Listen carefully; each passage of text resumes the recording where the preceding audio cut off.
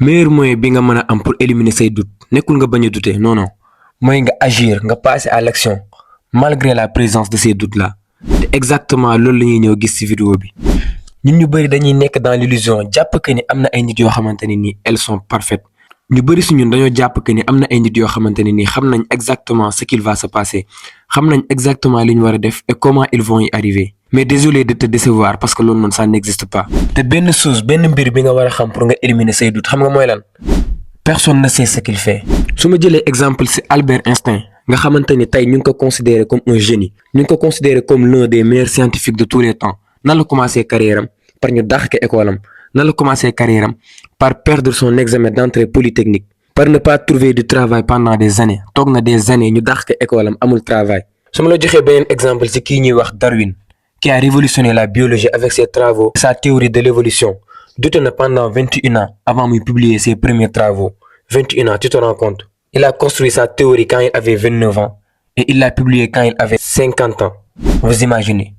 Et c'est la même chose pour tout le monde. boo gisee benn célébrité moo xam sa idole da ngay am tendance que ni il ou elle fait tout à la perfection da ngay jàpp que ni nit kooku il a tout compris. mais c'est pas le cas c'est la même histoire pour tout le monde. personne ne sait ce qu'il fait. et c'est la même chose tamit avec la peur. les personnes qui sont trop confiantes li ñuy wax mooy n'ayez pas peur wala ñu naan ñu éliminer la peur de votre vie. et c'est une chose qui est impossible. te boo xoolee ba ci biir les célébrités wala même les grands orateurs yi nga xamante ne da ngay jàpp ne bu ñuy jël parole du ñu tiit wala ils n'ont pas le trac c'est faux.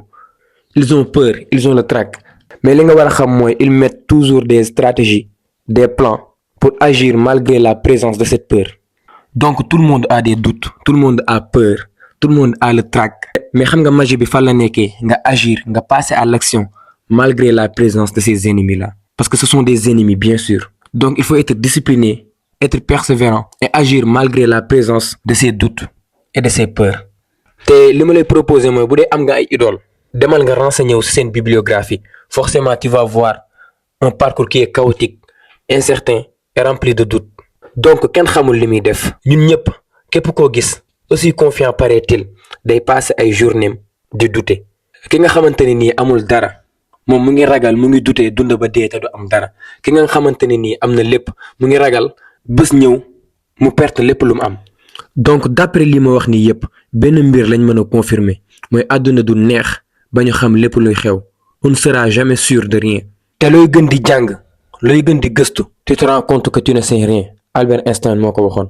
te phrase boobu rek mën na changer les choses mën na la permettre nga dund en présence de ces doutes. c'est-à-dire dina la permettre nga comprendre que ni le doute fait partie du processus logique de ce qui s'appelle être humain.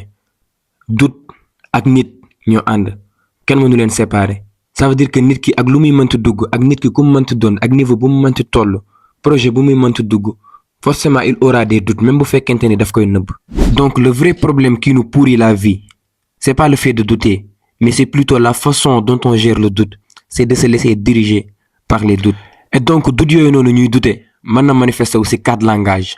premier bi mooy overthinking c'est-à-dire ngay xalaat lu bari au lieu nga agir nga war a publier sa première vidéo nga lancé wu mais da nga fay nekk di xalaat ci sa niche les vidéos à faire la perfection le matériel nécessaire au final doo musa lancé wu. deuxièmement l'évitement de la visibilité ou des opportunités da ngay gis des fois ñu proposer la benn projet benn collaboration boo xamante ni nii ça te tente de fou mais tu as peur wala tu as des doutes sur tes compétences alors tu finis par le refuser. troisième bi mooy l'argumentation contre soi-même maanaam nga utiliser des fausses informations au lieu nga lancer wu sur la création de contenu da ngay nekk naan non c'est saturé wala nga naan vidéo yi dañoo bëri wala nga naan am na ñoo xamante ne nii ils sont plus performants que moi c'est sama domaine et tout ça ce sont des conneries.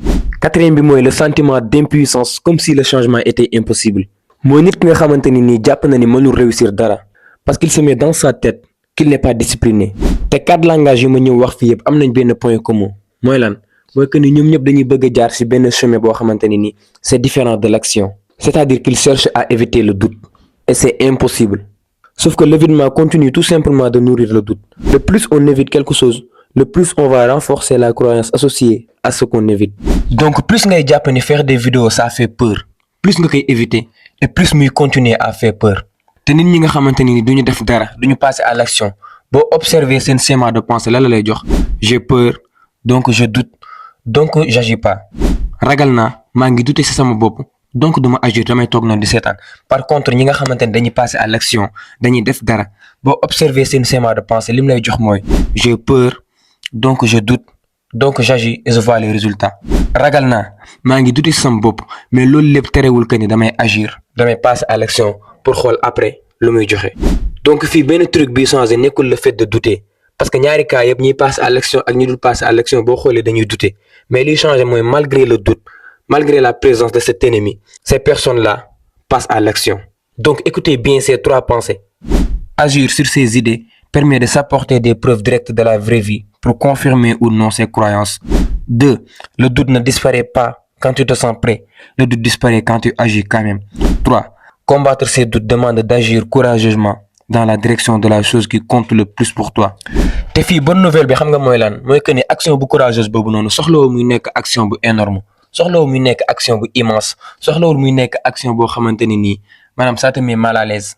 non tu peux commencer petit à petit dem pas à pas ba ngay mën a àgg sa objectif parce que ñiy réussir ñi siy génn xam nga mooy ñan mooy ñi nga xamante ni nii comprendre nañ l'effet cumulé comprendre nañ que ni nekkul intensité bi ngay demee moo compte parce que mënoo nekk débutant nga bëgg a ñëw avec une intensité boo xamante ni nii dafa nekk intensité boo xamante ni nii ñi nekk si kaw sax mënuñu ko demee non non c'est l'effet cumulé qui compte processus bi ngay demee mooy compte parce que bul fàtte ni da nga war a def ay pas yu bëri balaa nga àgg fi nga jëm.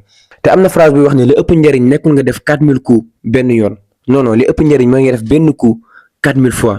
donc soxlawul ngay xam à 100% ba xam yoon bi nga jël baax na li nga soxla mooy lan mooy nga jóg agir passer à l'action parce que adduna bi dafa soxla ay nit yu déterminés des gens yoo xamante ni dañuy jëf ci mbir yi leen amal njariñ nit yoo xamante ni dañuy poursuivre seeni rêves nit yoo xamante ni dañuy impacter les autres te nga xam ko ak nga ñàkk ko xam le seul fait nga nekk di agir yaa ngi impacter yaa ngi inspirer les autres te defe naa ne loolu noonu moo la war a ëppal njariñ que say doute.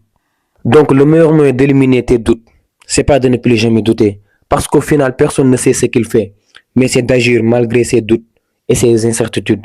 C'est d'accepter de douter et de trouver une solution en cours de route. What doubts do you have about yourself internally? It's not, I've never, doubt is such a strange thing. I mean, it's, you know, there'll be times where you succeed and there are times that you fail. So wasting your time doubting whether you're going to be successful or not is pointless. It is. I mean, you just put one foot in front of the other. You control what you can't control, and then you see what the outcome is, right? If you win, great. You're going to have to wake up the next day and do the journey over again. If you lose, it sucks, but you're going to have to wake up the next day and do the journey all over again anyway, right? So it's really pointless to sit here and debate or have doubt or this, that, and the other. You train as hard as you can, and you step out